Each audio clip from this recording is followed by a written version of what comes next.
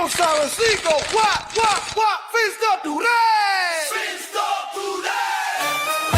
Oh, fins up, baby. Miami, stand up. This is Fins Talk today. Let's go. Sun up over there. Game day on the brain. From the tailgate smoke to the hard count rain. Orange aqua on my back. Crowd shaking every seat. We talking ball, talking heat. Turn it up, feel that beat. Fins Talk today. Fins Talk today. Fins up all day from the 305. We ride that way. Bobby Fins Talk. Fins Sammy on the way. Miami, vamos. It's Fins Talk today. Hey, hey, hey. It's Fins Talk today. Who you reppin'? Who you riding? Miami. Who you riding? Dolphins. We break it down, break it live. Every snap, every drop. Hey, Fins Talk today. Fins up all day from the 305. We ride that way. Fins Talk. Fins Sammy on the way. Miami. Vamos, vamos. It's Fins Talk today. Hey, hey, hey. Fins Talk today. All right. Hello, everybody. Good evening, Dolphin fans. Welcome to Fins Talk today here on FTSN, powered by FTSN and Fins TV. I'm Bobby Fins Talk, joined always by Fins Sammy of Fins TV. Sammy, my man, it has been a week. I think it's been a week, right? It's We been a missed while. last week, so it's been maybe 2 weeks, but we're live. It's like forever. I It's like know, forever. man. How you doing, bro? The same old, same old. You're doing good. Excited to talk some Dolphins. A lot of things that happen. I don't know. It's like Groundhog Day. Things happen, but it's the same. that's the Dolphins of season right now. But we're gonna talk about it for sure. Absolutely. Ray Finkel in the house, my hips as well. There you go, man. Glad you like it, brother. Yeah, it gets you ready to go with that Miami flavor, Latin flavor. It's really good. I love that intro. Yeah, but like you said, a lot has happened. We're getting a lot more news coming in with Miami. The scouting combine has gone down. We're getting news on draft visits. Miami has met with several prospects so far. I assume they met with a lot more that's been reported, but we're going to talk about some of the guys they have met. We're going to talk about some quarterbacks they've been attached to. We've discussed possible veteran quarterbacks and other guys that Miami could go after they decide what they're going to do with Tua. Let's be real. That report that came out that a team is willing to take Tua and the salary if Miami's willing to attach a first-round pick ain't going to happen. LOL, LOL. What an I ass see clown. salt That all over unnamed the stuff. sources. I don't know. I don't know. James. Come on. No, ain't going to happen, brother. Yourself. So more than likely after the new league year, which is right around the corner, we're going to find out what's going to happen officially with Tua. Miami didn't even wish him a happy birthday, so which is kind of crazy, even if, he's still on the roster and We need to talk about that because that was. we will. We could talk about it right now. But, so more than likely we know where that's headed. So we're going to discuss, though, 3 quarterbacks that are kind of really mentioned with Miami right now, veteran guys, and who's the favorite right now for Miami to possibly target. We're going to touch on the draft, and the Dolphins Cancer Challenge was this past weekend, and attended that with the family. My son and I did the 5K. We were with Big E and 305 Sports Babe, and what an amazing event. Tristan got to meet several Dolphin players, so he has some new fan favorites, and I'm excited about talking that. But before we do, so we welcome everybody in right now to Fins Talk today here on FTSN and Fins TV, sponsored by Caneswear, 2655 South University Drive in Davie, Florida.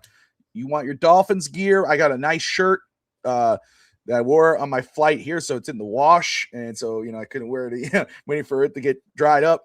But I got a really nice shirt from Caneswear. I mean, they got Dolphins, Canes, Panthers, Marlins, Heat. They got it all. So if you're looking for any gear for any South Florida pro sports team, go check out Caneswear at Miami Fanswear.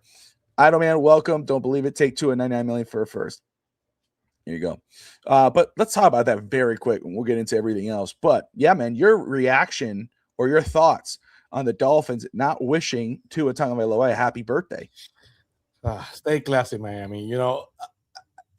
Javon Holland was going to be a free agent. The Dolphins already knew they were not going to resign him, and they still say happy birthday to Javon Holland. So eh, eh, I just don't get it. Whatever your feelings are about Tua, Tua was our quarterback for I don't know how many years, 4 or 5 years. Uh, he deserves better. He's a member of the team. This franchise, we just happy birthday to practice squad players. you know, I it's mind-boggling. You can have your opinion to you can be sour to I'm partially sour on Tua right now, but a lot of things. But the Dolphins should have they should have at least happy birthday. Why not? I would expect so much more from the Miami Dolphins media department. I'm pretty sure it's not a decision by them. That's a decision that could have some non-communications that had to come from upstairs. That was a conscious decision not to do it, and I don't think that's a decision the media department of the Dolphins took by themselves. That has to come from above. So that tells you a lot about the current status of Tua with the Dolphins. I was ready to talk to you about that. The fact that I thought that the Dolphins probably the way something Jeff Hadley said and Sullivan said, I think the Dolphins would like for Tua to probably restructure a contract. They keep stalling the thing as we'll keep talking about it. I think the ideal thing for the Dolphins would have been for Tua probably to restructure, take a pick, not restructure to kick it down the can, something like a pay cut or something that would have made it easy for the Dolphins to move on. And I think that I was getting that feeling for some of the interviews they got. So probably I don't know. I'm speculating right now. Maybe they went to Tua say basically Dave Muriata. The agency that represents Tua is very hard. Also, it's been a pain in the ass of the Dolphins for the last couple of years with every single client. That it was a pain, that negotiation. And, basically right now they probably want their client out because they have some secure money and they know the fastest they can get away from there, the highest the probability of, probably get another contract because, of course, they truly believe that Tua might get another contract. We have to wait and see. But no, maybe not this year because, with that amount of guaranteed money, he basically can sign for the minimum with any single team and he'll be okay. But a couple of years down the road, probably he will thinks that he probably get another contract. So I think the situation says a lot about the current status of Tua and the Dolphins. If anyone thought there was a slight chance of Tua coming back, it's over. After that, the writing's on the wall. Absolutely zero chance right now. After that Tua comes back. And it's sad, the Dolphins should have, taking the high road with that, say happy birthday, and act like nothing, and happy birthday today, and good riddance next week. It's business. They already made a decision, but I must say I'm disappointed that the Dolphins basically did not say happy birthday to. It's something stupid, I know, but as a public relations person, I'm disappointed at the Dolphins for that. It's hard to say like, maybe they just overlooked it, or maybe it's. I don't think it came from Sully or Halfley or anything like that. I think you're right. Maybe it was a reaction to not willing to work on anything. And, because like you said, I mean, they've wished happy birthday to guys going out the door. They've wished happy birthday to guys on the practice squad. But for whatever, they just did not wish a happy birthday to their 5th overall pick, their quarterback for the last 4 to 5 years. And, it's obvious. It's like, and he's still on the roster. I can understand if you got rid of him and you didn't say nothing, or he's a free agent, and I get it. But if he's still on the roster, you happy birthday, and then you cut him tomorrow if that's the case. So it's hard to say it's not nothing to pay attention to. It absolutely is, and for something like it's not a good look. It shows like there's this. What do you call that? Not disorganization, but some whatever behind closed doors with Miami's relationship with Tua Tagovailoa. Let me see. Is it correct the Dolphins must make a decision on Tua by March 15th? Release with a post-June designation, post-June 1st. They most likely avoid paying monies that would vest in part of 27. So Miami wants to trade Tua. The reports out of the combine, all that, is that they are actively shopping Tua, but no one's really biting. The only report we get of a bite is that a team would be willing to take Tua on his deal only if Miami added a first-round pick. That's a report, no confirmation. You got to take everything with a grain of salt. Can I believe that teams are saying, hey, yeah, we'll do it if you had a draft pick? Sure, because that's a big deal. That's a big contract. I think teams are smart enough to say we would rather wait. If a team's really interested in Tua, I think teams would rather wait till he gets cut and then make the move. And so For the minimum. For the minimum, yeah, because he's going to get money. He's going to get paid. And if Miami is going to, if and when they release him, they're going to have to post June 1st because that's when you could split the hit. You know, instead of taking the whole 99 million, you're only going to get the, you know, the 40 million here and the, you know, the whatever there next season. So it's still going to hurt. Just it's going to be spread out. The hurt's going to be spread out between 2 seasons.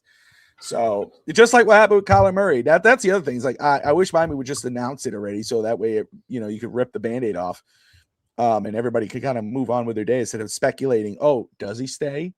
You know, Terron Armstead, maybe they should keep him. You know, if you're gonna move on from him, just announce it. They did it with Kyler Murray already. Murray knows what's gonna happen. He's done. In Arizona. So there you go. Talking about quarterbacks. Let's get into the one that got his name dropped recently from Barry Jackson of the Miami Herald. He reported on Tuesday that if Miami were not able to sign Malik Willis, which at this point I really don't feel they're going to, or they may inquire, but I think quickly they're gonna say Dolphins are in touch with Malik Willis, and then an hour later see Dolphins sign other quarterback.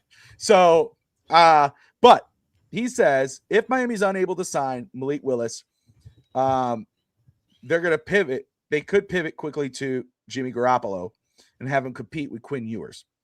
Obviously Jimmy G, former starter, former Patriot, former starter, I believe, for the Niners.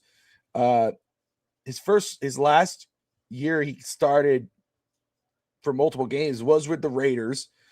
Started 7 games at 1,200 yards, 7 touchdowns, 9 interceptions. His best year was with San Francisco in 2019, almost 4,000 yards, 39.78, 27 touchdowns, 13 interceptions. The last 2 years with the Rams, nothing basically. Has been the backup there. So, but this is a veteran guy. This is a guy you would want as your backup quarterback. You don't, if you're looking to compete next season, this is not the guy you want starting for you. But backup wise, I like it. Veteran competing with the young second-year guy who, I like it. Not a bad deal. If you're not going to go crazy, especially with our cap situation. What are your thoughts on Jimmy G possibly being the next Dolphins quarterback? The rumor said years before that he and Mike McDaniel did not get along. The Dolphins brass saw that Jimmy G, the latest man in Miami, might be a problem. So many rumors about the possibility of why Jimmy Garoppolo was never an option for the Dolphins before. I've never been a huge fan of Jimmy Garoppolo. I think he did, like you said, 2019, he did very well with the 49ers, but I don't know. He doesn't do it for me. He doesn't seem like a guy that you can probably put again next to a Quinn Ewers or any rookie quarterback saying, he's your mentor. He's never been the kind of guy that being described by any of his teammates like, what a great guy, what a great mentor, what an inspiration Jimmy Garoppolo is. So, if he's here and he's going to be basically playing for a team that might be one of the worst teams in the NFL maybe next year, unless something miraculous happens and the Dolphins start signing players that I don't expect.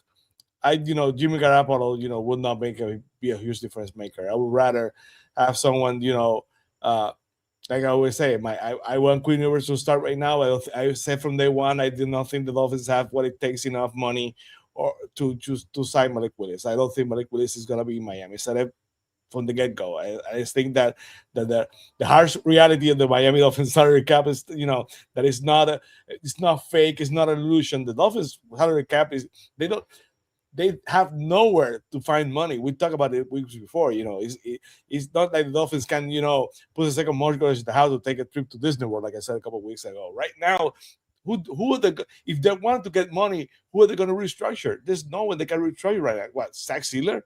And how much are you going to make with Zach Sealer? You could have got Ingold, you probably got Sanders, and what that's gonna be? That's gonna give you some money. Okay, you sign Malik Willis because you can basically do a 2-year deal and backload it. Who's going to throw to? Who's going to protect him? Who's going to this team is depleted every single part at every area of the game. So I would rather have someone. I like I always said before. I want Kuderos to start and see what happens. I want my backup quarterback to be someone mobile that can basically run for his life because the backup quarterback doesn't usually have a lot of practice snaps in the NFL currently right now. There used to be times in the past years ago where the practice would take whatever time it needed. Right now, you're on a snap count, you're on a time wise, and the backup quarterback is not gonna take a lot of reps. So you need a backup quarterback that's gonna be able to move on the run and throw, improvise. So that's not Jimmy Garoppolo. I don't think Jay Garoppolo is the kind of guy who's going to be a mentor to anyone. So I will pass. I will respect anyone that thinks that it will be a great signing, but he's not the guy for me. I think there probably going to be better options on the table after probably even June, if you ask me. Yeah, so the dream of a Malik Willis, more likely not the case for Miami because of the cap situation. Jimmy G makes sense money wise because it's not going to cost you a lot. It's going to turn 35. I think in June. I think it's coming up. He'll be 35 years old. So he's a vet. I understand, especially for a team that nobody thinks going to compete next year. I get it, but I'm with you. If I had the choice of Jimmy G or some of the guys that we had discussed before, I'd rather go with a Joe Flacco over Jimmy G. And yes, I understand. It's just on one of the comments. Stick with what we have. We don't have much. We have one guy, Quinn Ewers. Tua's not going to be there, so we got to bring a couple guys in. And so Jimmy G, I understand the idea, but there's other options out there I'd prefer. Another option that Barry Jackson had brought up, that if they can't sign or if they don't move on Jimmy G, one that has their respect, a quarterback that has their respect, is maybe a one that's obviously, we've discussed him before in the past. He's younger. I would actually prefer that if it's a cheaper deal. I think I'd prefer that over Willis because, we've seen kind of what he could do. I think he's viable. He could compete with Ewers. He's a viable starter, and then you could go after a guy next year. And that's Mac Jones. Mac Jones is another option for the Miami Dolphins. Again, 27 years old. Not looking to be your longtime starter, but hey, what if he steps up and steps in and shows out? Perfect. Only issue is, what will it cost you? I think he's still under contract with San Francisco. Yes. I don't know if it would be a trade. Yeah, So maybe not too much of a ding in regards of cap. But again, this year he started 11 games or played 11 games with the Niners for Brock Purdy. Stepping in for Brock Purdy, had 2,100 yards, 13 touchdowns, 6 INTs, and then was, backup for the Jags, played a handful of games there, 10 games. So if he was to play, compete against Ewers, lose, you got a viable backup. If he starts, you got a viable mid-low tier starter to kind of get you through the year until you're ready to get your next guy. If signing Mac Jones, does that stop you from drafting a quarterback in the 3rd, 4th, 5th round? No, or 6th? No, it doesn't. But I would prefer Mac Jones over Jimmy G. I wanted Mac Jones last year. I wanted Mac Jones the year before. I wanted Mac Jones for a while. I think it would have been a great backup to Tua. I think it would be a much better fit. I'll tell you in a minute. Yeah. I see.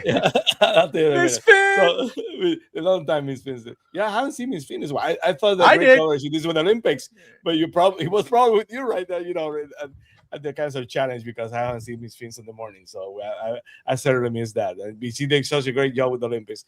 Miss Finn's always rocking it.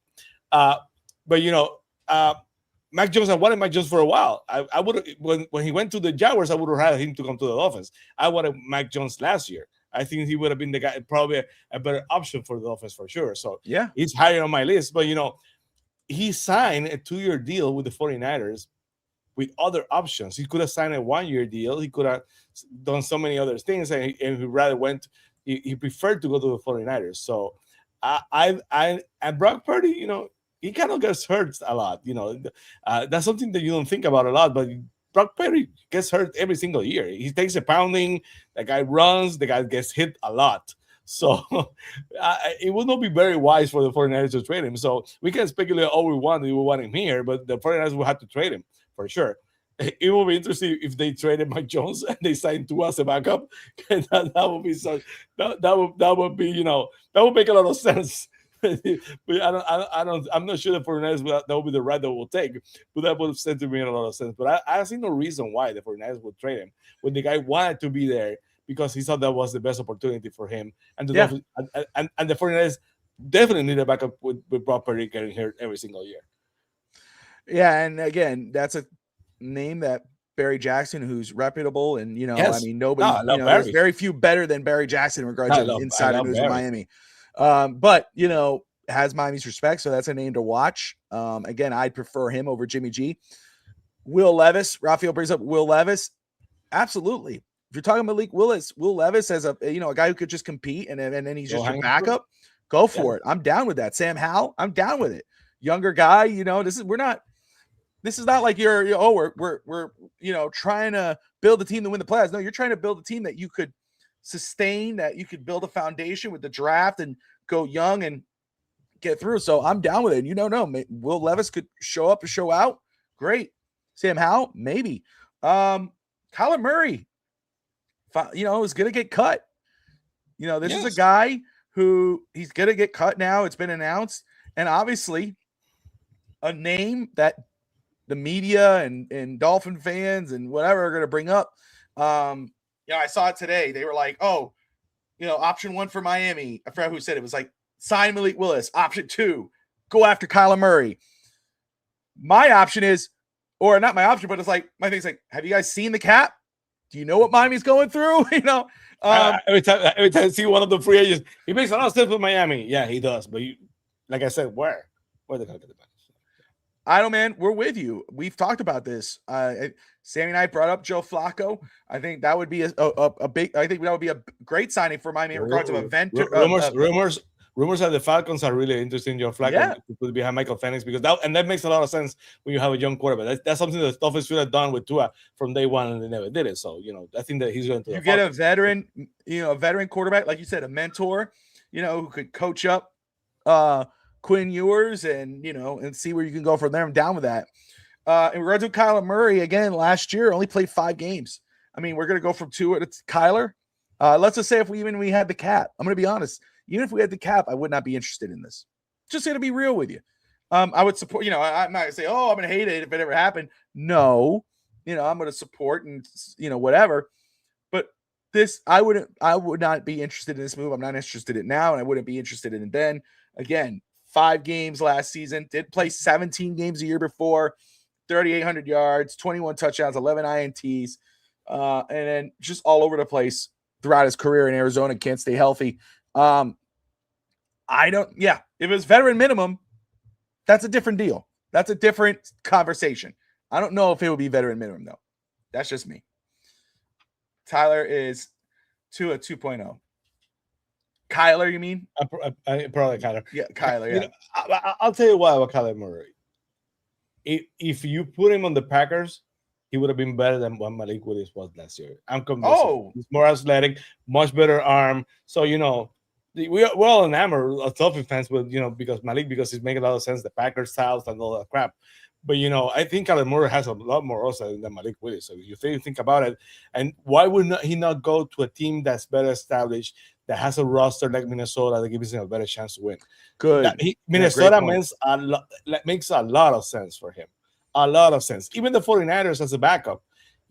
Again, he has to secure money. He can go to an opportunity as a backup where he basically is ready to play like Malik Willis this year on a contending team. If the quarterback gets hurt, lose great, and can restart a career, with a market that basically is clamoring for him. So I don't think that Kyler Murray is an option for the Dolphins, or the Dolphins are an option for Kyler Murray because, he's probably going to have a lot much better opportunity. Minnesota makes a ton of sense. And, probably the 49ers, if they're Mike Jones, many other opportunities are much better than the Dolphins right now. I don't think that makes sense for either one of them. I think Kyler Murray has the arm, the athleticism, if he had the discipline and the work ethic and the desire to to not play video games and basically to take care of the playbook, he probably better quarterback. Maybe that comes with maturity. Maybe this goes to the series and something changes. He's not the first guy that happens to, but that's not, if it happens, it's not going to be in Miami, because I see no path for it happening in Miami. No. Yeah, I know Albert Breer brought up that Miami could show interest in Kyle Murray once he's released. But again, with the money that he could command, again, and the team he might be looking for, a team that could compete, a team he could get a starting job and keep that job, Vikings make a lot of sense. So great point by Sammy on that. I agree. I hardly see it any happening. Another free agent name brought up for Miami, not quarterback, is David Njoku, former Hurricane, Cleveland Brown. Again, this is where I stand right now. Until I see the final numbers in regards to cap, I don't know how much I'm entertaining free agency right now. I'm all draft right now. Until I know. The only guy, you're talking about restructures earlier. The only player that could give you a really good bump in your cap if you were to restructure would be Tua. So I don't see that happening, so we're kind of stuck there. Colin Kaepernick was seen working out in the local park. Yes. I think I saw a picture of him in the airport at the counter. I think that was Colin Kaepernick too. Oh yeah. Spotted in South Beach. Packers gave former Dolphins running back Chris Brooks a 2-year deal. Yes, they did. Saw Miss Fins in the comments. Shout out to Miss Fins. Just want to say, it was awesome to see Miss Fins and company in Fort Lauderdale this past weekend for the Dolphins Cancer Challenge. It was an awesome week, and my son participated in the 5K, actually completed it, which is really cool. It was hot. It was crazy because the weather seemed great the whole week. I mean, it was nice. It was like this little breeze. It was and then the day of the DCC, it was hot as heck. But it was an amazing event. Got to hang with Big E the night before. Got to hang with BE at the event. Walked with him. Ashley, 305 Sports babe. Lou was there. Got to see Lou from Dade. Of course, Miss Fins played pool with Tristan. Yeah, no water. That was the thing. I want to know what does that mean. I want to know that. Why water? So, what happened was last year I had to walk here. I did the walk here because I couldn't travel, with the family situation, whatever. The year before, when I did the 5K there, they had water stations throughout. So, you do your walk, you get to I think to the first mile, and they have water there, and you take it, you drink, you keep walking. Yeah. They said, and it says there were signs with, and that's the only thing. So, tackle cancer, Dolphins DCC, we love you. Thank you for an amazing event. Next year, please figure that out. So we did the first mile. It says water station up ahead. We're getting there. And it's an empty table, and people are dancing. Woo! You're doing it. Okay. Where's the water, brother? Not there. So we go to mile 2, and it's an empty table. No one's there. All right. Mile 3. Now we found water. There's water. It's hot water. So, there were some people who were like, you know what? It's too hot. We're going to, and I get it. Fainting? I even thought it for my son. I said, you want to, because I saw some people cutting through, and I told him, I said, if you want to do it, we can. He's like, no, Dad, I want to finish it. And he did. And so that was the other thing. We got to the end. There was Gatorade, ice water, ice. I put ice on my shirt. But either way. Like that unfinished bit, what the movie, This Is Our Roughness, was the picture with the guy with the Yeah. Oh, no, I can't do that so bad. Don't record that. Oh, well, this will stay on YouTube forever. So Sammy's screwed if you know Photoshop. You can do that anyway. I don't have to do that, so you can do that whatever. Yeah, so even last year, there was a lot of no, there was one water station. I drank 2 cups. It was hot. There was one, Miss Fins, I promise. On mile 3, I got it. Either way, it was an amazing event.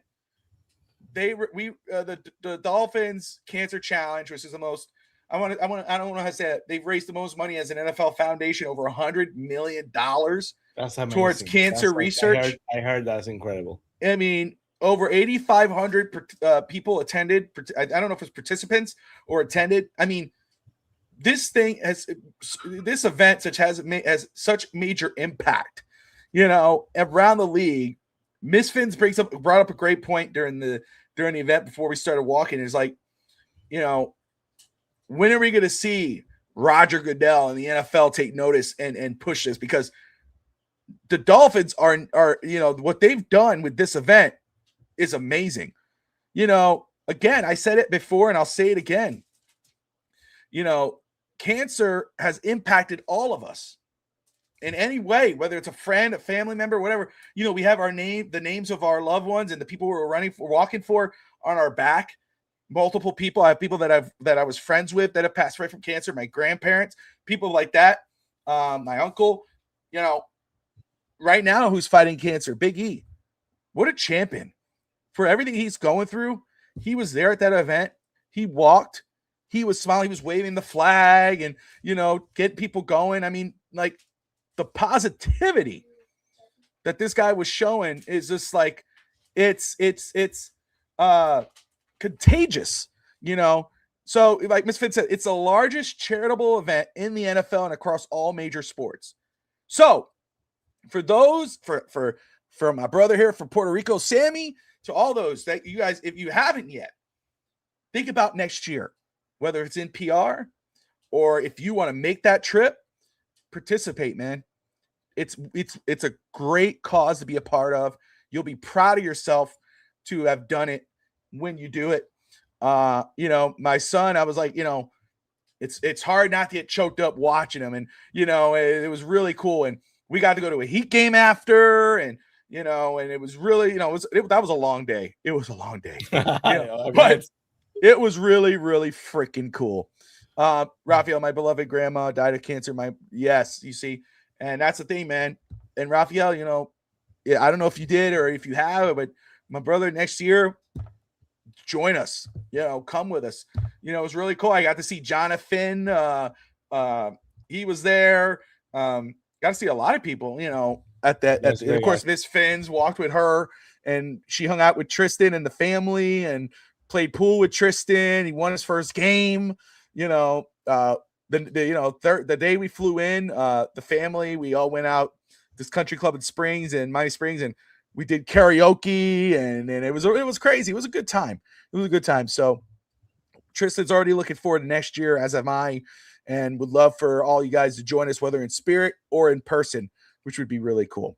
Other than free agency, we'll wait till we have money. Another thing to talk about is the draft. The combine was happening during this trip. I got the peek here and there. Talk about quarterbacks. Carson Beck did himself a favor. He had a solid combine showing. Talon Green from Arkansas, 6'6", 2. Dude's massive. I don't know if I think I have the numbers here. If I could try to pull that up very quick. There you go. 224, 230. I mean, my God, those measurables, I don't know if you've seen them, but those measurables for Talon Green out of Arkansas are sick. This dude is a monster, and he ran like a 4.3. So, and you think about Drew Allar, and, we're talking about quarterbacks in free agency, but you could get a quarterback in the 3rd, 4th, 5th round, have them compete, and then go get your guy next year if none of those two guys work out. And then, of course, Mansour Delane, you're looking at receivers, running backs, linebackers, oh my gosh, I'm the kid out of Ohio State. Can't believe I'm forgetting his name right now. Dubs? Sonny. Sonny Styles. That guy had a monster pro day. He's flying up. Tercerio Davis, the kid out of Washington, the 6'4" corner, who I was like, I love this kid. I'm like, late mid-round pick. He's flying up boards like son of a, I'm like, I love this year. I love this time of year. Does it feel like every single year with the Dolphins fans, kind of like a player, the guy rise up the charts, like, there he goes. It always happens. It always happens. Who's the guy this week that everybody's high on right now? Oh, dude. You were in Styles. Dubs has been, There was a mentioned a lot of guy. times. There was a guy that some Dolphin fans were really high on all of a sudden. Let me see if I can find him very quick. But either way, it's been a fun year. I mean, it's been a fun offseason so far. I love following the draft. It is my favorite time of year, just to follow along. And even now more than ever, just because we have a new regime and you're kind of like, where are they going to go? This is a great, Miami needs wide receivers. This is a year to go get a wide receiver or two, offensive line. What happens with Austin Jackson? If Miami decides to move on from him, they're going to have to go get a tackle. And if you wait, if you go, oh, we're not going 11 at tackle, we're going to trade down. Let's hope a guy's there. And if you pass on Francis Mauigoa or any of the two Utah guys, or the kid out of Georgia, Manuel Freeling, who's flying up boards right now, who can play left or right tackle, you pass on those guys, you got to hope for Al Anchor to be there probably in round 2 or late round 1. If not, then that kind of falls off a little bit. So it's very interesting, and I just love this time of year to see guys fly and go down the board. And, now you're getting reports that Caleb Downs has a degenerative ACL or whatever. Now, does that push him down the boards, or is that a agent going to team on, man, I heard he's hurt, man. Oh, that happens every single year. Whether there's a player that every single year, someone's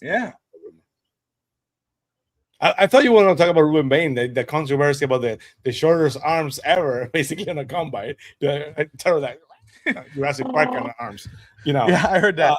That's kind of weird, right? Because someone with so much athletic ability, he's a football player, and I told you a couple of weeks ago that the mock drafts have been basically had him from having as a top 3, top 4, top 5 player. Right now, he's probably might be. If you look at a lot of mock drafts, and a lot of them, he's now available to the Dolphins at 11. So, if he's there at 11, you go and get him. You go get him. It will be interesting. It will be interesting because this regime, will have a very, very, very big decision to make if he's there, and they pass on him, and the guy becomes a great player because this fan base is never gonna forget that if he goes somewhere else and it becomes a great player. Because of course he's come from the U, and Dolphins fans, basically love Miami players. So.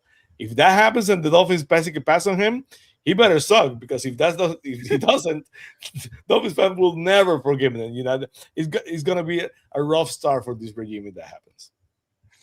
Absolutely. I'm going to pull this up very quick so I'm not losing it. Dun, dun, dun, dun. Where is it? So right here. So this is the confirmed, or at least the reported Dolphins visit tracker as of right now. I have to go through multiple things, see what I can find, list them down. I try to keep track of them all.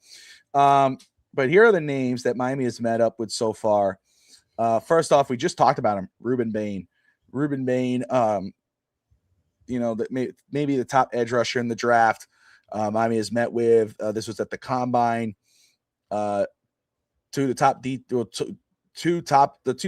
defensive backs, Jamon McCoy out of Tennessee, Mansour Delane out of LSU. McCoy's hurt, right? McCoy's hurt, right? He had that injury last year, so that that's something to keep an eye on. It's kind of like similar with the Will Johnson situation last year out of Michigan. So something to keep an eye on for Miami. If you don't go McCoy or Delane, a guy late in the first round or maybe in the second round, if he's still there, who I don't think would be a bad pick at all, is Colton Hood out of Tennessee, McCoy's tag partner there. That's a guy that, you go get him, and you got to double down. If you got to get Delane and Colton Hood later, I'm cool with it. But Colton Hood, they've met with him. I like that. Kendrick Falk out of Auburn, wide receiver Antonio Williams out of Clemson. Interesting because Miami obviously triple dipped last year on D tackle. Peter Woods out of Clemson. Then again, Sully or Hafley, those two guys, these aren't the guys they drafted. So they're just doing their due diligence, talking to Peter Woods. We did meet Kenneth Grant, awesome guy, by the way. Patrick Paul, awesome guy, by the way. Malik Washington, really great guys. Tracy got to meet him, talk with him. He loves them to death. They were really kind to him. So shout out to those guys. Miami did talk with Carson Beck. So they did talk to a quarterback, Carson Beck. I want to stop there. I want to know your thoughts about that, because that's something that basically that's what kind of surprised me. That's a guy. I know it's Miami and everything, but that's a guy that took me by surprise. I didn't expect this with this kind of offense and this kind of regime that basically go of other quarterbacks basically interview guys. Like, what are your thoughts? Because of course you follow the U much more than I do. I want to know your thoughts about that because that's kind of interesting for me. I think they're doing their due diligence. I think But there's a local visit, right?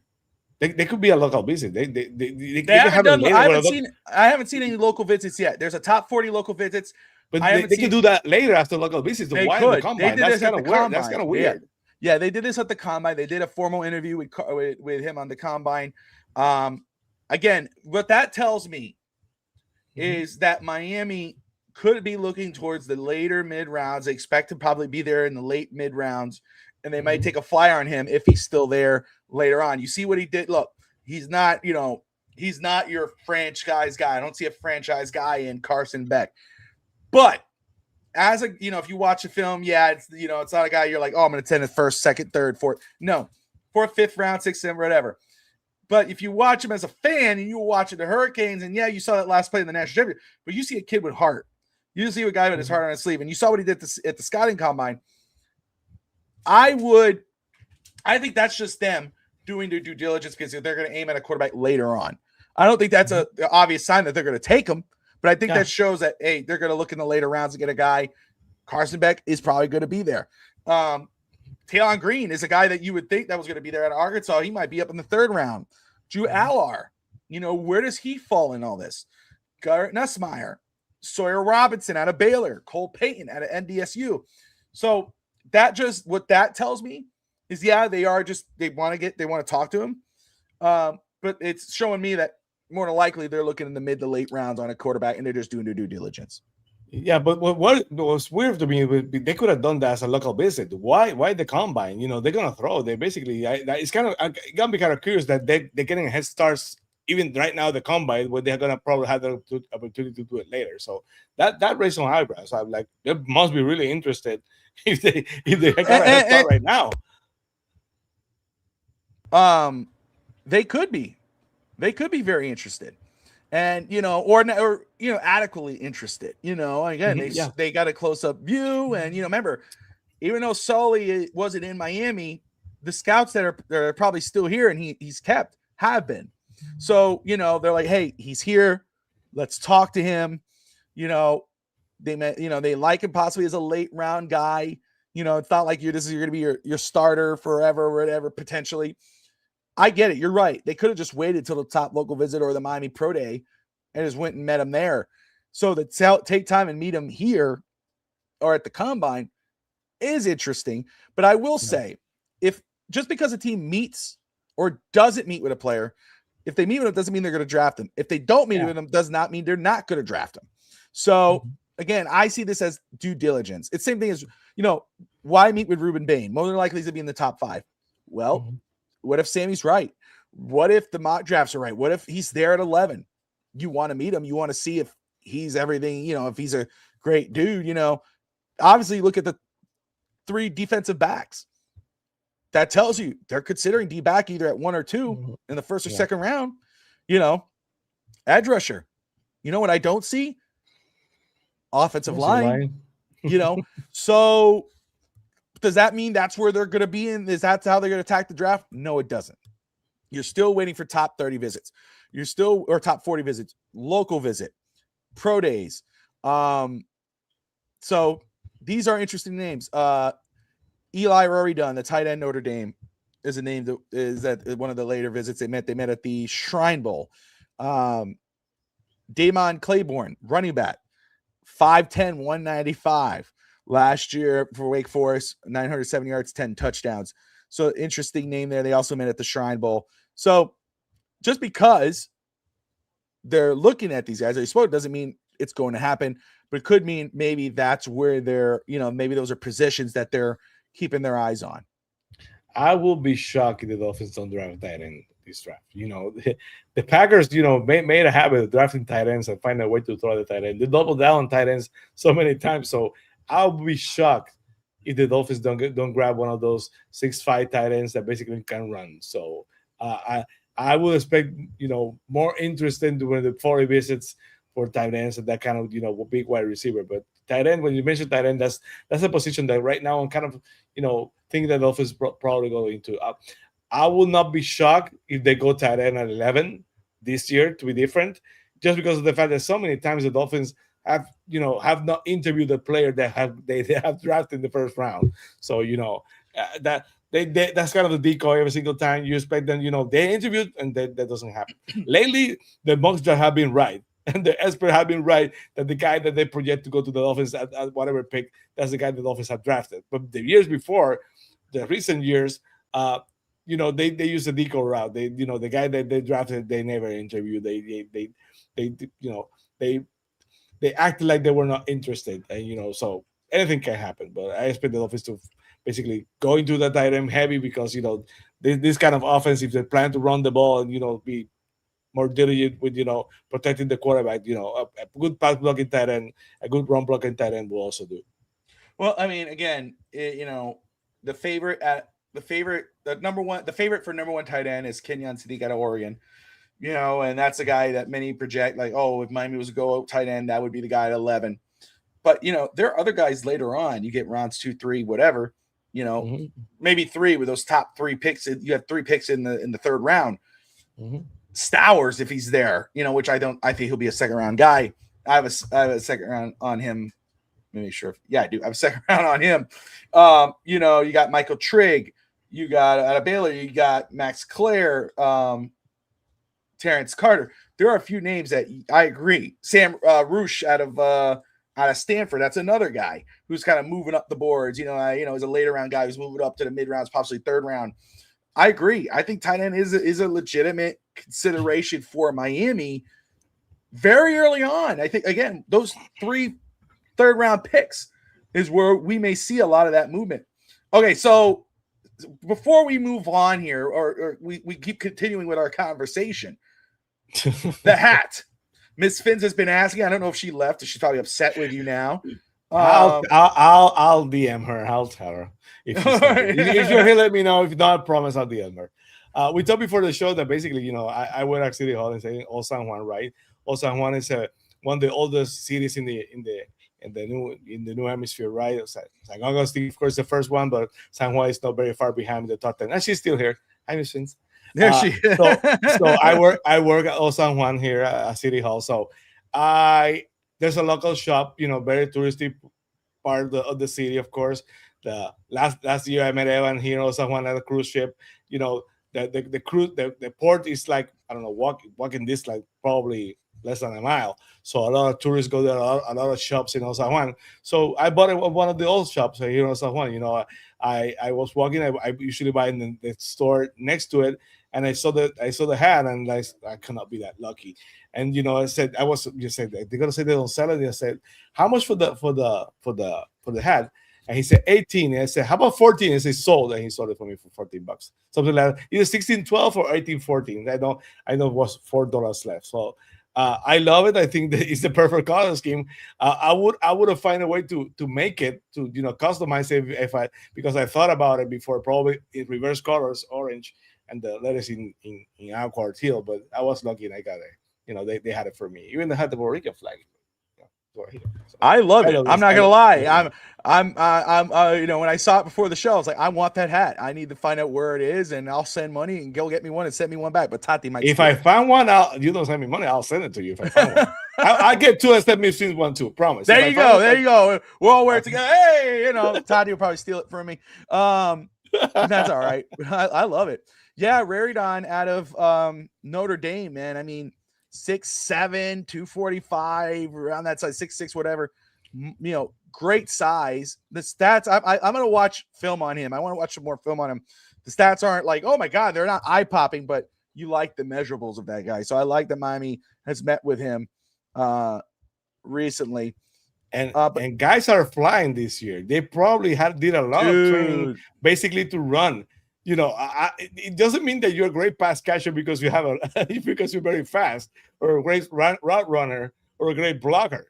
But the guys are flying. They probably have to do some intense, CrossFit training just to run faster because they're breaking records. I think this is the fastest combine ever, right? Yeah, it's crazy. Yeah, Tati would see. Mike Washington's a guy I like too out of Arkansas. He did really well for himself at the combine. I love his size. I know, people, we have Ollie. We have to. Yes, we do. And I love Ollie. And maybe Ollie blows up next year with this crew. Maybe. And I saw him too. He's great size, everything else. But Mike Washington, I wouldn't count out running back in the late rounds for Miami. But this draft is very interesting. You talk about the first pick overall. I was on with Brett Legassi yesterday on we did a mock draft show, and we were talking about that first pick, I don't, you're talking about tight end possibly being an option for Miami at 11 if Miami wants to go crazy. However, the more I think about it, obviously offensive line, right? If you get rid of Austin Jackson, defensive line, they talk about building from inside out, which I love. That's my philosophy. You build the trenches and then you go backwards. But there's two premium positions, what do you want to call it, that are there that you could come up with some great guys. One is corner with Delane or McCoy at 11. The position that keeps jumping out to me that I keep going, why I feel like that if one of those top guys are there, I could see Miami jumping at that, and that is wide receiver. Wide receiver really, it's like if you worked at at a store. I worked at Walgreens and Office Depot when I was young. They would say, front face to store. And so even though you had lack of depth, no, not enough, you would bring everything up so it looked like you were full. That's what Miami was. If you look at the receiver room, you look at everything else, it's like, oh, wow, it's really pretty up front. But if you peek past the curtain, it's like, who the hell are these guys? Miami, right now more than ever, are really thin. So if Carnell Tate or Jordan Tyson are sitting there at 11, I could see Miami saying, let's go get one of these guys, or Boston. Now, that doesn't. Now, if they pass on a receiver, is it the end of the world? Absolutely not, because this is the best year to need a receiver. This is a great year to double dip on a receiver. If you get a receiver in the second round or two in the third round, you could end up a really great player. There are really, Chris Brazil out of Tennessee, Chris Bell out of Louisville. I mean, Bernard out of Alabama. I know. Oh, Alabama, no. There are really good options. Not David Boston Relations. I checked. Trust me. Remember that freak? That genetic freak. He could not scratch his nose because the bite. He was like, it was like Scott Steiner. The dude was massive. Yes. But so like, I could see like you said, tight end. I could see receiver being in play at 11. But if they Miami passed on one of those top guys, receiver, I'm okay because I know there are going to be guys in 2, 3 that are going to be there that could be really well. Offensive line, though, that's the nerve-wracking thing. Because if you decide to move on from Austin Jackson and you need a guard, I think guard's a little early for 11. However, if you pass on a tackle at 11, we could see a run early on tackles. Caleb Lemieux, yes. Spencer Fanu, Francis Malago out of Miami, the two Utah guys I just brought up. Monroe Freeling, who's flying up the boards right now, if you're paying attention to everybody. Then you're talking about Max Allanker, and there's other guys later, but there's a little bit of a drop-off after Monroe Freeling. Right tackle's what I'm talking about. So you could,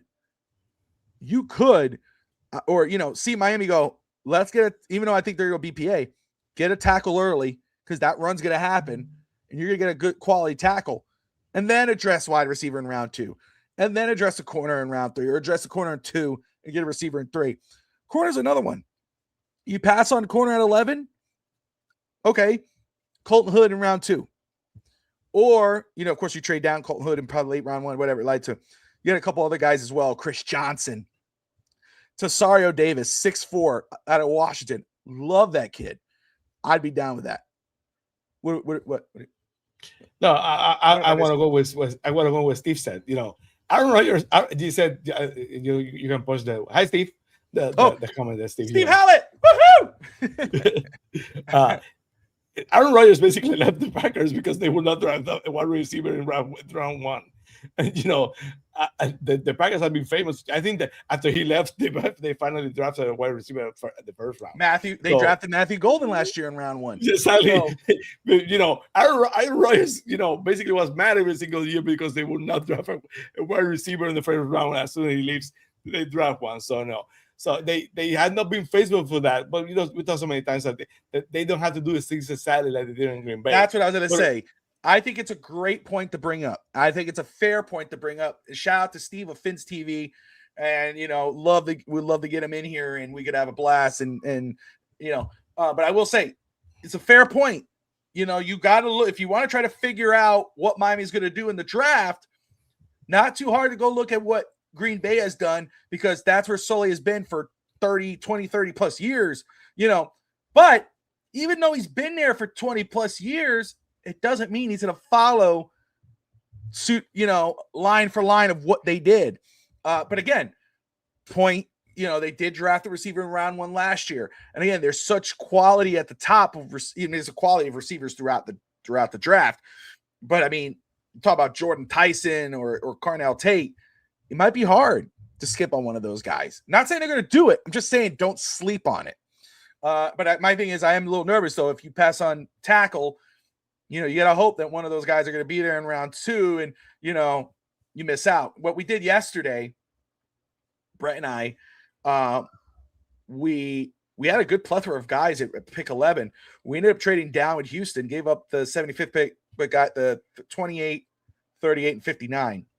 We were able to pick up McNeil Warren, the safety, with 20, and we got Al Anchor at 2 in round 2, and then we picked up Chris Bell 3, and still we came out with a really good class, I thought. But again, it's going to be very interesting how that plays out. No doubt. 30. I like that. No doubt. 3264. I like it. No doubt. If a blue chip wide receiver falls to 11, I don't hate it. I get it. If there's a guy there, you go get that guy. You do it. Chris Johnson, Adelman. But interesting. I have a question for you, Bobby. You're the draft guy. I trust the work you're doing with the draft. So I gotta go to you. Basically, the Dolphins are in the sweet spot at 11. They're drafts that they basically have some guys with the potential to be elite. Some drafts have 15. Some drafts have even less than 8 or 7. Right now, when you think about it and you said this guy could slip or this guy could slip, or someone every single year a team or two in the top 10 reaches. So usually it's 1, sometimes it's 2. How many of those guys that you think they're elite? You see 12 players that are elite. You see 9 that basically put the Dolphins in a position to basically, if one of those 9s are not there, they're not worth the 11th pick. They come through down, because that's the bottom line. That's what's going to happen. The Dolphins are going to be there at 11. If a Ruben Bain falls and you have it in the top 5 player, top 6 player, you go grab him. So that's the issue here. How many players do you think that basically this guy can be an all-pro player, an elite player that it's worth for me to stay at 11? How many, when you think about, I don't want to put you on the spot, but you would think about it. Do you think there are more than 10? 10 is about right? Or, this is one draft that is basically not that top heavy, and you basically have 5 players that, can be the elite kind of player that the Dolphins would. This draft is, I talk again, this is a great question. And I was talking to Brett about this last night, and he referenced this morning on X.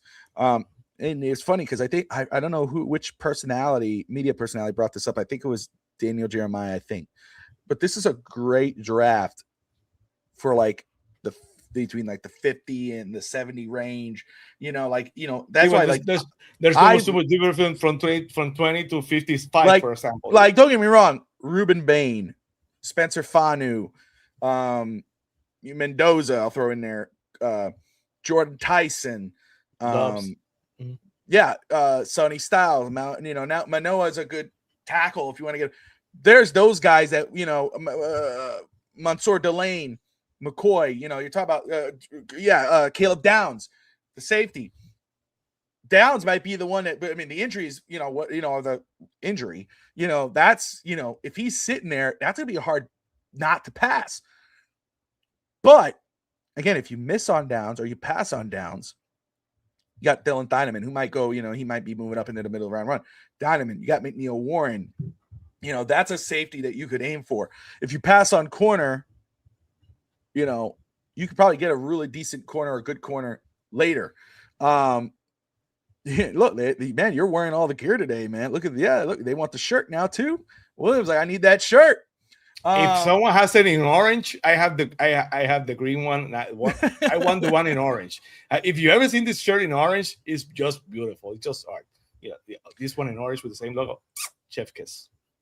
Yeah, and right here, Ruben Bain. If Ruben Bain is there, you go get him. But if you miss on Ruben Bain, or if Miami says, "Oh, we don't like the alligator arms or the T-Rex arms," and they want to pass on Ruben Bain, Zion Young, Malachi Lawrence in round 2, so that's kind of like, that's where I stand. It's like, if you miss, like, tackle's probably the only position where I'm like, gets a little steep after round 2. If Al Anchor's not there, then it gets a little harder. But like, if you miss on receiver, got a good handful coming up in rounds 2 and 3. If you miss on corner, get a couple decent ones in round 2. Quarterback, you're not going to have to worry about. Running back, you're not going to worry, unless Jeremiah Love. That's one. Jeremiah Love's one of those top guys. He's a really good back. So this is this draft where, yeah, there's going to be a really good player at 11. I really believe that. You got to keep your eye on Ty Simpson. I'm not saying for Miami. I'm talking about Ty Simpson. How early does he go? The best news for Miami is he goes before Miami's pick. Because if he goes number 2 to the Jets, that's going to push a player down. And then there's going to be a handful of players for Miami to pick from. But that also means, even though they have all those options, I think Miami's going to have a good option where they could go, okay, these guys are here. You're going to have teams calling to try to jump up, that are maybe who are desperate for an edge rusher, who are desperate for a wide receiver, or desperate for a corner. Miami's going to be like, all right, you're desperate. We'll trade down to your pick in the first round, throw us an extra second round pick, or throw us an extra third round pick. And guess what? You got that extra third round pick, you're golden like Demon Hunters on Netflix. You'll be jamming out the Demon Hunters. So, there are a good handful of players at 11 that you're going to feel really good about if you get them. If you come away with Caleb Downs, you got yourself an elite player at that position. Go to sleep happy that night. One of the receivers, yes. One of those top tackles, Spencer Fanu. You leave with him or Mount Noah, Ruben Bain, dude, you're great. But it won't be the end of the world if you go, let's trade out of this pick, because we could get a guy just below that who's going to be a day one contributor for us. It's how far you basically want to trade back, because they're basically, if you trade from the 11 to the 18th, you probably get a third round pick, for example. If you get a third round pick, that's a third round pick that you can probably use to upgrade your second round pick, maybe move back to the later part of the first round, or from the third round to a top of the third. For the late part of the third round to top of the third.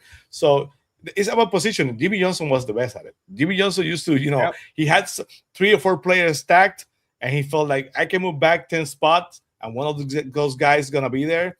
And the more shots you took, the better the chances. So that's the strategy I used to like. That's how he got Jason Taylor. That's how he got Zach Thomas. That he got so many great players on the Dolphins, because, he knew when and how to take shots. So that's the big question, because, when you are 11, if there's something that really worth that, I have to stay here. I have to take this pick.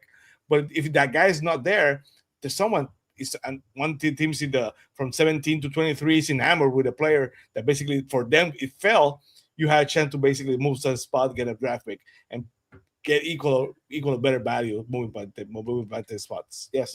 Linebacker might be a position where, if like Sonny Styles is there at 11, that might be a hard to pass up type of move, because linebackers I don't feel as strongly about as I do for those other positions I brought up.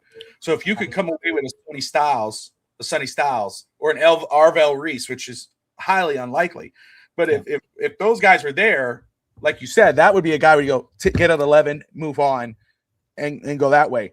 But again, that's what caused the phones to start ringing, and then you're going to answer, and you're like, okay, give me that third round pick. Now you got 4 third round picks, or you got a second round pick, and then this is the draft to have that. This is the draft to have though that mid-range, that mid-round picks, because you're gonna get a lot of quality players within those picks. And I think that's what Miami may be aiming for. I mean, you could come away with a quality guy at 11 and still you got 3 third-round picks. You're good. But if you could trade down, like you said, 18, mid-20s maybe, you get a low second-round pick or possibly a mid-third-round pick, and you're golden. I mean, I feel this is a fun draft because there's not that one or those group of guys that you're like, I gotta have. There's a few guys that you really like, but it's a draft where you're like, I could play around with this. I would expect, for our head coach and our general manager to basically, if you ask me, I think they're gonna go defense, because that's your strength, and you basically want to put your field general, the guy that you brought in to lead that defense. You want to make the statement that I grab you. You're gonna be in the defense. You're gonna be my guy. You're going to put your guy in charge of the defense. So I would be not shocked if they go offense, but I will expect them to go defense, because that's the forte. That's basically, I expect them to build the defense first and try to see what they can do on offense later. Brian Flores is the same thing. The offense went defense heavy when Brian Flores was here. And, Tua didn't have wide receivers, and defensive line was a crap. Yeah, if Miami, let's say at 11, let's say Sony Styles, or they come away with Sony Styles or Ruben Maine, and then go Colton Hood in round 2 or Tasario Davis corner, that would be great. Or if they go McCoy or Delane in round 1 at 11, and then go get Zion Young or Malachi Lawrence in round 2 or 3, that would be awesome. So I'm with you. They could be doing that. And then 3, you could address the offense there, because again, you could come away with a quality wide receiver in rounds 3. The offensive line is where it gets tough. Now, Miami might have a plan at offensive line. We don't know what's going to happen free agency. We don't know what's going to happen via trade. So just very interesting to watch. William, great. Thank you for your comments, man. Appreciate you. Here's Miss Fins with hers. Flores did the same thing. If they would have let him go through the whole 5 years, we would have gone deep in the playoffs and even an AC chip. She will die on that hill. I love Miss Fins, but in the how would you say, the memorable words from Elsa from Frozen? Let it go, let it go. Come on, I love Miss Fins, but you have to let it go, please. Come on. Yeah, you see, yes, I know you, girl. She will die on that hill. Oh man, Miss Fins Flores, as I know her. No, Flores. So, but for everyone, let's see here. I'm gonna make sure I'm not missing anyone. You brought up Flores. I'm just back to you. Sammy, any final thoughts, man, before we wrap this one up? Thank you for that. It's gonna be interesting, the ever-changing thing. Legal tampering, that's how they call it. Legal tampering start next week.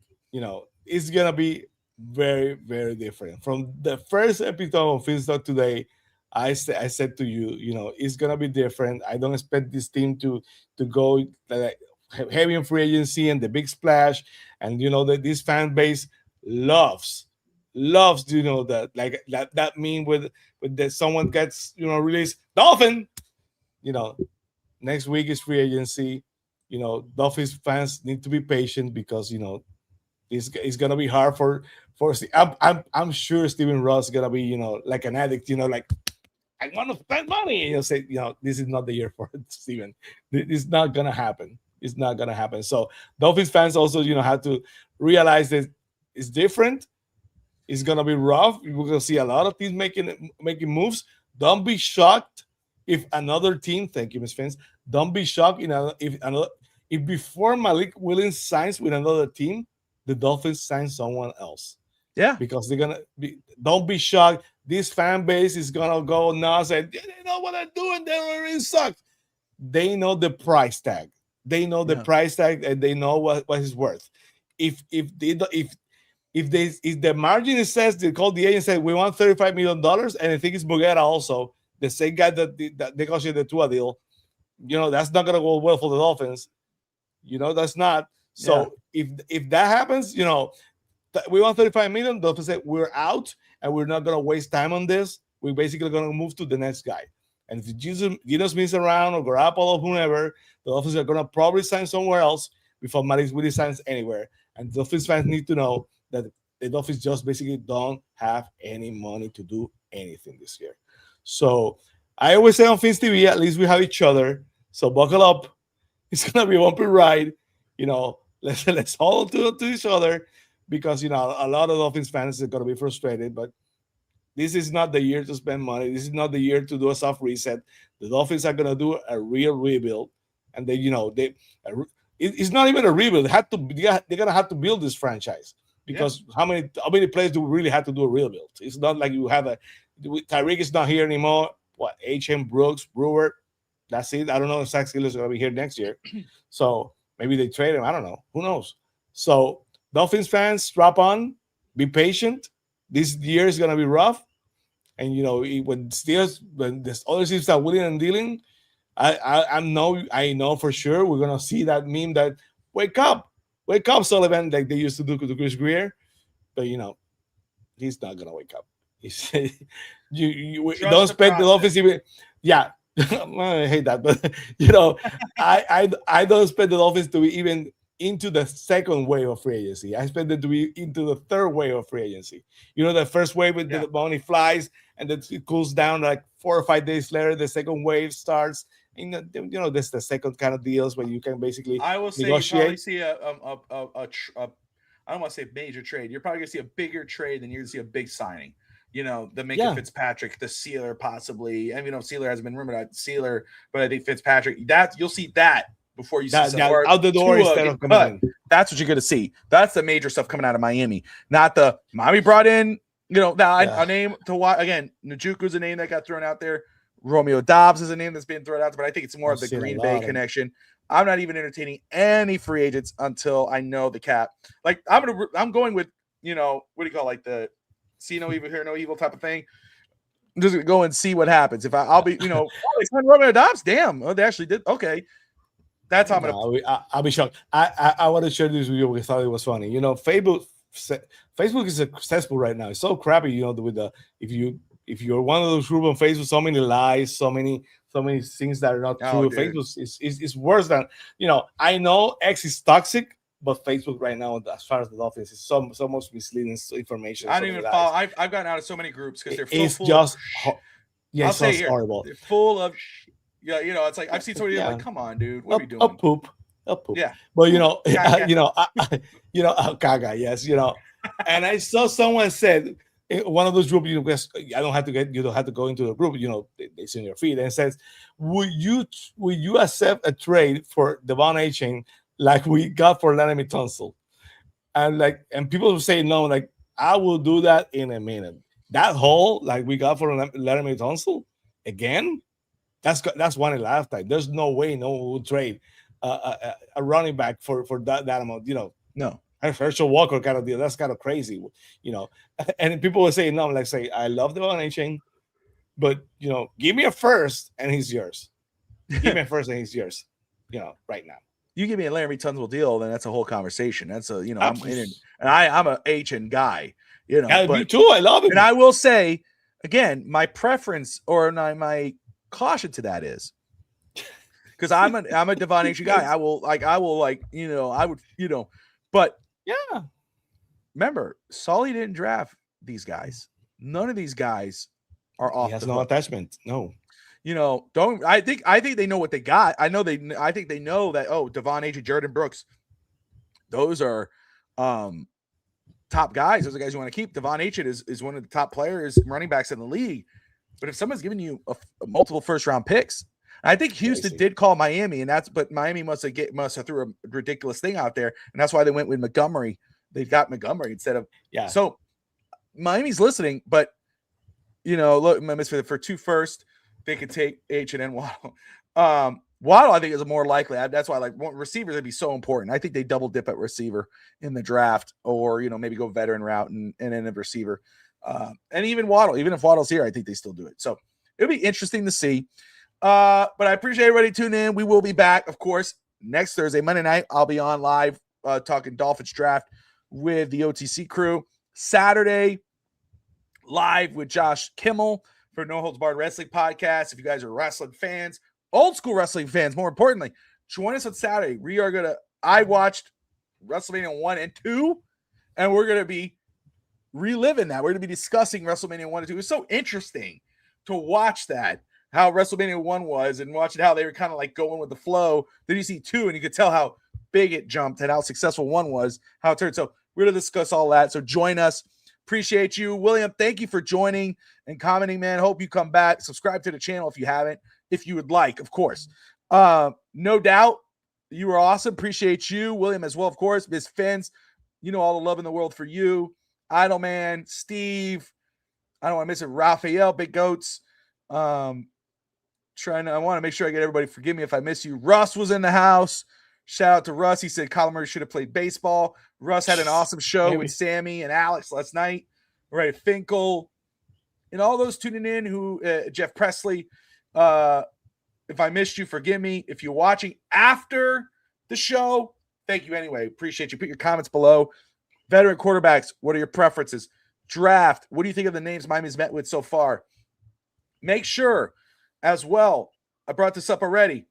Caneswear. Go check out caneswear.com if you're anywhere other in South Florida. If you're in South Florida or you're visiting South Florida like I recently was, and I did visit Caneswear. Sammy, when he visits, he goes to Caneswear.